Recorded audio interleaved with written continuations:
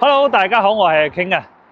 大家知唔知道成個中山5區19鎮裏邊咧，邊一個區係中山嘅市中心、行政中心同埋金融中心呢？冇錯啦，就係東區，毫無爭議嘅。東區係集中咗中山市政辦公大廈、市協會，全部都喺中山東區呢個位置。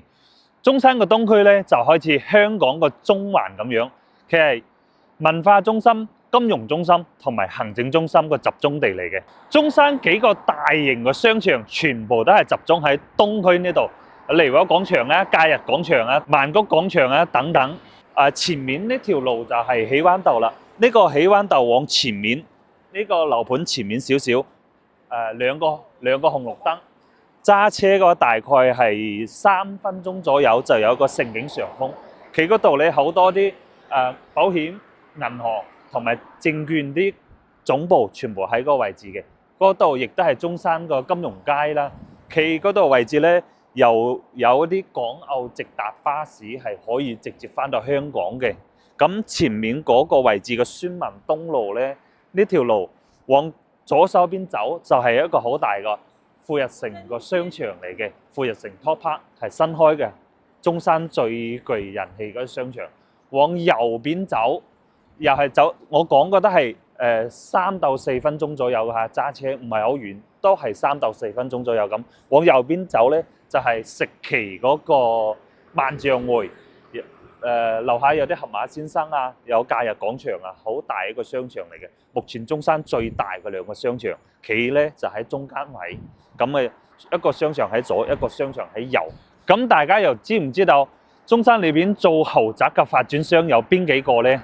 萬科、保利其實並唔係嘅，有幾個中山本土嘅發展商其實俾中山人認可嘅，好似食旗嘅真源個富日實業，同埋我身後嘅華虹地產，佢係一直打造係高端嘅住宅樓盤嚟嘅。咁中山東區有個華虹龍悅軒，目前成個中山係賣得最貴嘅，因為嗰度咧係東區有最強嘅學區，中山市嘅一中喺嗰個位置，亦都係佢裝修品質係做得非常之豪華。咁我哋呢個華虹喜悅軒，其實同樣嘅發展商做個裝修標準，亦都係非常 OK 嘅。今日點解會過嚟拍呢個樓盤呢？呢個樓盤其實喺東區寶里朗月附近，中山嘅第4代住宅啦。出咗4代住宅，點解仲要拍呢點3.0嘅住宅呢？係咪先？呢度有個99平可以做到南北對流嘅，總價咧都係130萬到150萬左右，因為佢總價會低。如果你係買4代住宅，嗰啲咧起碼都要200萬起步噶啦。咁啲面積就會比較大，最細都係119平啦。但係呢度有個細細地嘅2+1都係3房，你唔需要太大嘅情況下，其實就可以喺呢個位置都可以選擇呢個樓盤。當然佢都有104平啊，3房2衛嘅，同埋南北對流121平、126平同埋130平都有。但係我覺得咧，99平嗰個南北對流咧，喺成個東區裏邊，佢個無論係地理位置、小區嘅品質，或者係價錢裏邊，其實值得首選嘅。好，咁我哋入去裏邊拍攝下俾大家睇下點樣嘅交付品質啦。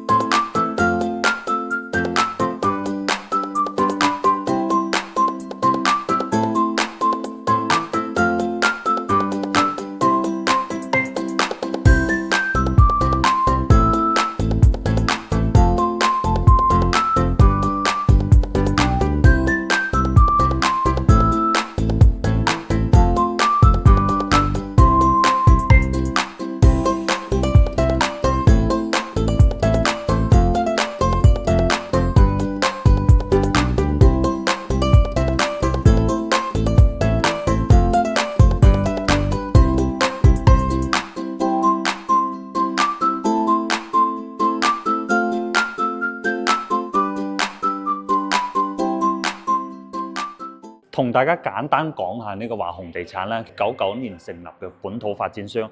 咁其實中山咧就4個項目嘅啫。咁呢個水雲軒係20年前已經係建咗㗎啦。咁就有分5期嘅。咁依家我哋今日睇個樓盤咧，叫華虹喜悅軒，就喺水雲軒隔離嘅。成個中山裏邊賣得最貴嘅自宅盤就係呢個華虹龍悅軒啦。佢係喺中山一中對面嗰邊，咁佢個品質同埋個超強學區，令到好多客戶會選擇呢個項目嘅。咁呢個喜悅軒咧係商場周圍咧出行係比較方便嘅。如果你想睇景觀嘅話，景靚嘅可以睇呢個景悅軒。如果係學區，即係小朋友讀書嘅學位嘅，咁可以龍悅軒。仲有個攬月軒喺小欖。咁同大家講下呢個小區啦，佢一共就85畝，容積率就2.5，綠化率38%。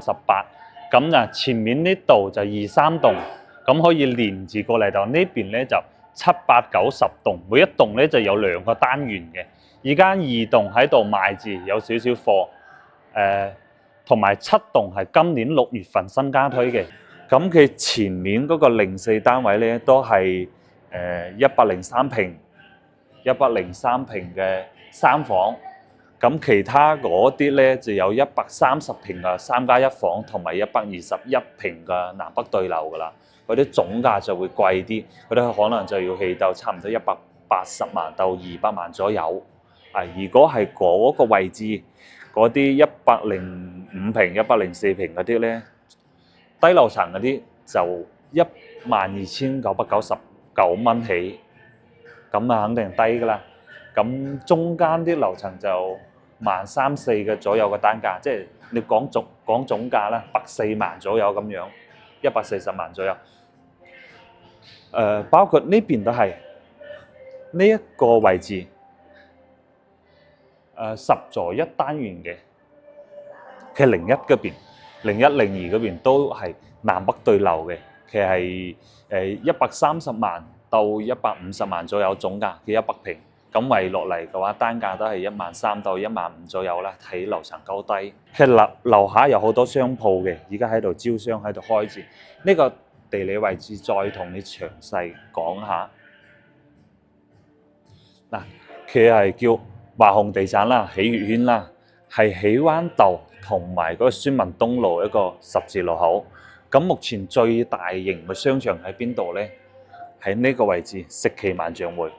呢度其實可以行路過嚟嘅，不過行路就要時間長啲，揸車都要4分鐘嘅話，行路差唔多15分鐘啦，15分鐘咗行路。咁另外一個大型嘅商場呢，就喺呢度位置，呢個 Coco City。呢度嘅話，亦都係行路嘅話15分鐘左右啦。揸車咧就係3、4分鐘嘅，兩邊其實喺中間。咁最主要咧，呢度係啦，呢個位就紫馬奔騰嗰個位置，對面呢啲就係盛景上風啦。呢度有巴士可以坐巴士嘅。呢個萬象匯上面有個日行酒店嗰度，亦都可以坐港澳巴士，可以直接翻香港嘅。咁呢度過嚟又係一個大型商場，其實俾3個商場包圍住嘅。咁呢啲竹園市場過嚟嘅話，其實就400-500米嘅啫。呢個位置咧，一佢係俾商場包圍嘅，第二佢亦都係一個學區房嚟嘅，係一個水雲軒小學。呢個小學咧，省一級學校嚟嘅。好多人為咗讀呢個小學，都係買附近呢啲樓盤，即係買咗呢個樓盤，因為就近原則入讀嘅。內地呢邊讀小學讀書嘅話，都係邊個樓盤近呢個小學就可以入讀呢度。如果高中、初中呢啲就要考入去㗎啦。呢邊係佢樓下嗰個大堂位置。佢物業費咧係自己嘅物業嘅華虹，3蚊1平方。嗱，呢一邊就係二棟噶啦，二棟嗰邊之前已經入住嘅，一開始開賣嘅時候咧係到23000左右1平嘅呢啲。就有少量嘅貨喺度賣，即係樓層揀都唔多嗰種。呢邊就3棟，3棟係未加推嘅，佢啲水景好多嘅，呢啲水景，呢啲水景，同埋呢一邊，成個東區裏邊，其實真正靚啲嘅位置，好少少嘅樓盤，價錢又適合啲嘅話，就係呢個樓盤啦。可能有啲人會講話新鴻基嗰邊，新鴻基易翠園嗰啲啊，嗰啲咧係毛坯嘅，你都係毛坯嘅價格，即係清水樓啊，唔帶裝修啊，嗰啲個價錢咧都要去到幾錢啊？嗰啲去到14000幾噶啦，去到差唔多15000。咁呢度帶埋裝修，呢個係一個大門口啦，有幾個大門嘅，呢度一個，前面仲有一個。我哋直接過去7棟。仲有就係金鷹半島花園，喺嗰個萬象匯上面，嗰啲面積就會比較大啲嘅，嗰啲最低都要125平噶啦，總價亦都去到8萬到9萬左右。佢啲大堂，每一棟大堂都係全部整好晒，係雙大堂嚟嘅，好靚下嘅。呢度就叫華鴻喜悅軒啦。咁其實早差唔多20年前都有一個樓盤，華鴻喺度已經1999年噶嘛，佢成立啊。咁華鴻咧最早期就係呢啲咁嘅叫水雲軒，其實之前20年前嘅樓啦。呢啲係20年前嘅，有5期嘅。其實呢度相當於係水雲軒嘅第6期，只不過名咧係新，呢度就新建啦，就唔同嘅名係區分開嘅。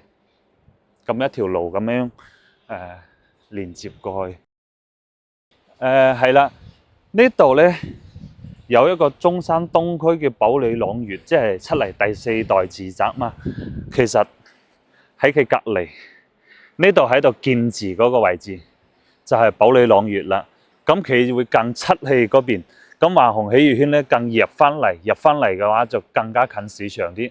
往嗰邊保利朗悅嗰邊走咧，就有個叫沙江墟咁嘅一個大型嘅雜貨市場啦，各種類型都有得買噶。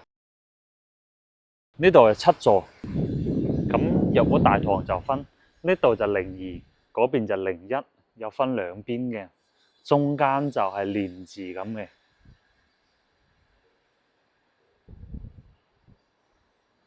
中間啲擺啲沙發，每個大堂都係一樣噶啦，全部都係咁樣嘅風格，只不過係中間咧就放啲唔同嘅嘢啫。再入嚟一層，其實呢度有個門咁卡嘅，再入嚟一個，即係2重入戶可以。呢啲吊頂。1樓入戶大堂啦，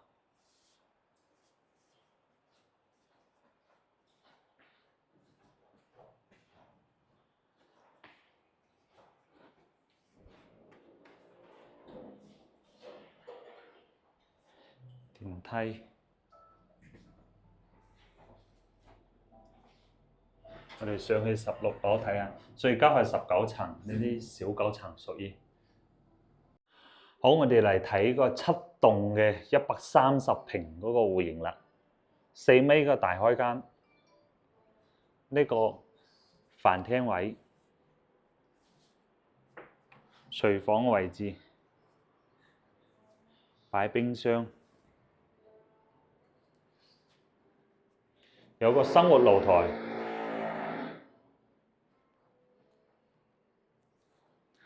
交樓標準咧就冇嗰啲背景牆，但係做好晒啲牆布㗎，啲牆布。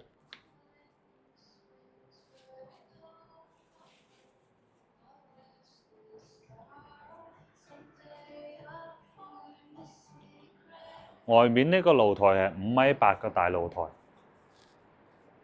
COCO City 一個商業購物商業中心。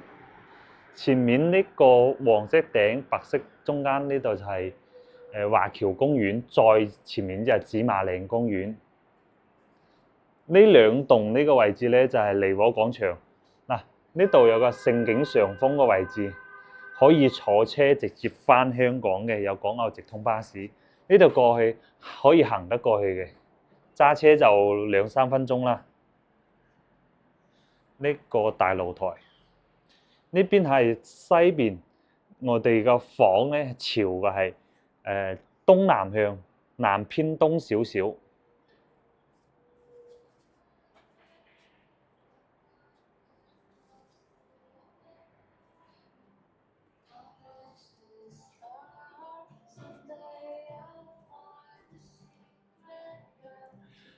第一間客房係連住陽台嘅，大概6-7個方左右。呢間客房，衛生間，佢一樣係做好晒美縫嘅嚇，所有嘅衛生間都係做好美縫嘅。第二間客房係可以有窗戶打開通風嘅。啲空調都裝好咗㗎啦，每間客房個空調都有嘅。第三間客房，呢間客房咧，呢度位置可能會有少少曬，即係西南方向，但係咧就會俾前面呢啲擋住曬啦，就唔怕。但係呢間細房可以做衣帽間，可以做其他啲堆嘢嘅。放衣服嘅都得，多功能房咯，可以做成細間。呢間係主人房啦，主人房入嚟一個配套衛生間，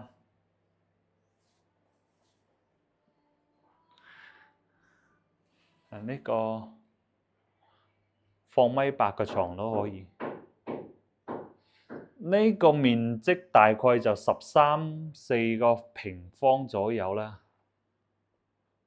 睇出嗰個景觀都係好靚嘅，7字形嘅飄台，同露台睇出佢嘅景觀都係一樣嘅。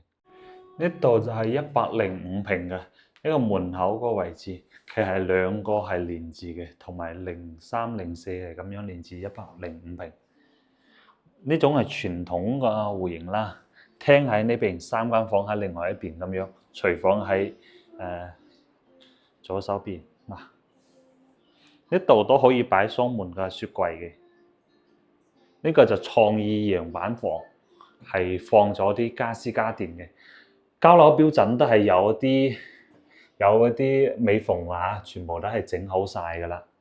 廚房個衛生間嘅、廳嘅嗰啲全部都做好晒美縫嘅。105平嘅鎖住咗。呢個細嘅生活露台，都係兩個露台，但係佢就唔對流咯。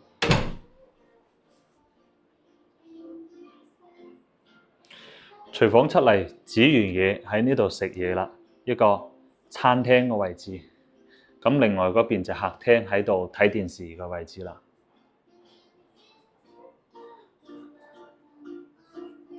3.5米個開間。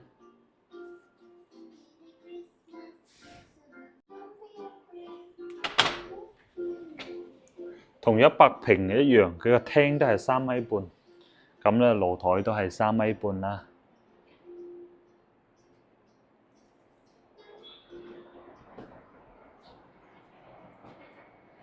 係冇遮擋噶啦，嗰個位置一直睇到呢邊。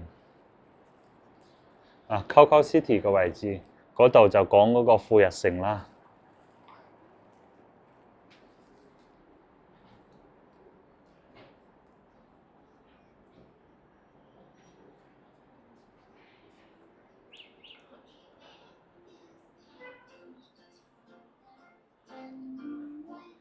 好，睇第一間客房，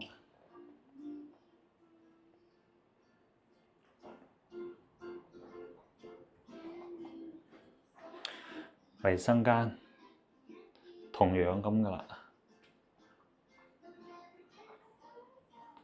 第二間客房呢個創意樣板間係擺咗啲床啊呢啲落嚟嘅，其實所有都空調啊、吊頂啊，全部都做好晒嚇。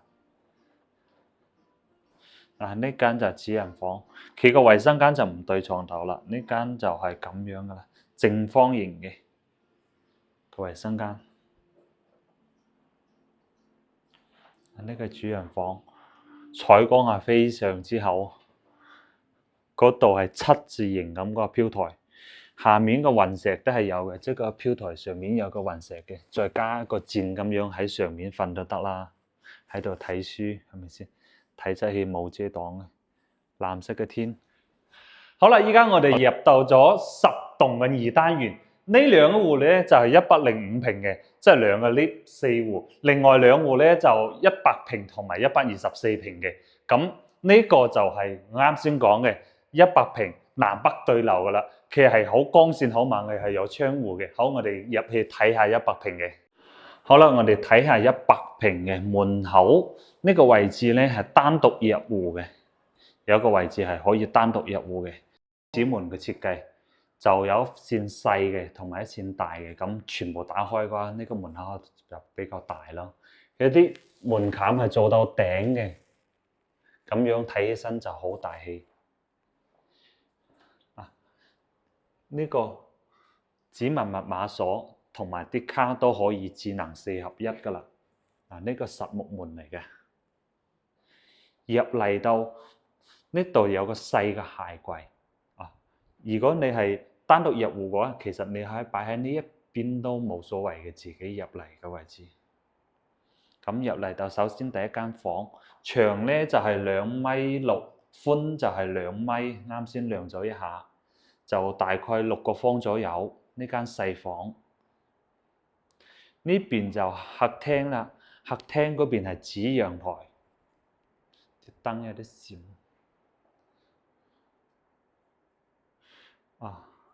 調整下呢個拍攝嘅頻率先，可以啦。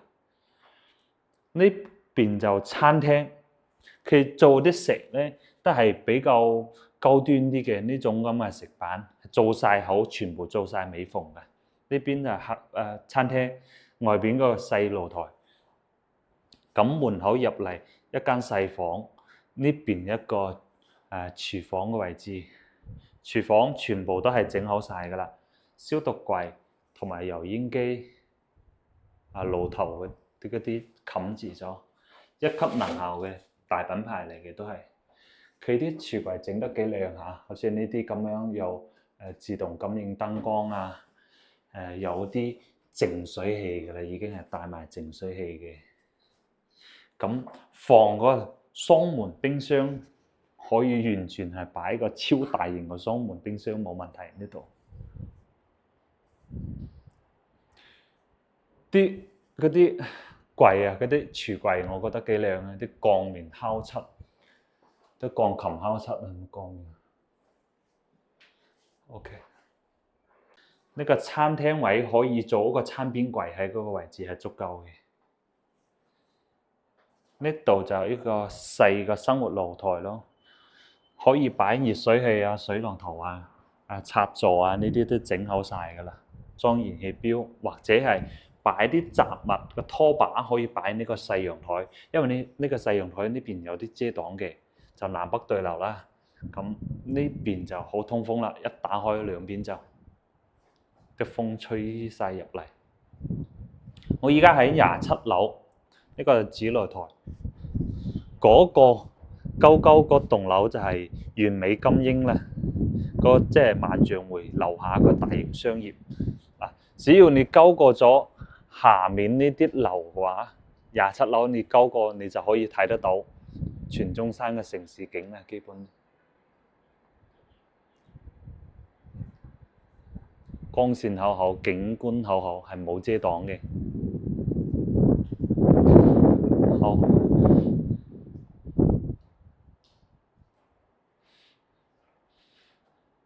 呢一個係公共嘅衛生間。你睇佢啲衛生間都勁貴啊，係從呢個位置一直做到馬桶個邊邊嗰度嘅，啲勁櫃係可以打開嘅，咁可以儲物。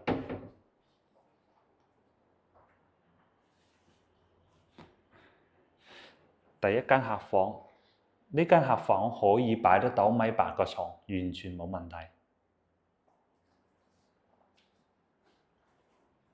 呢間就主人房啦。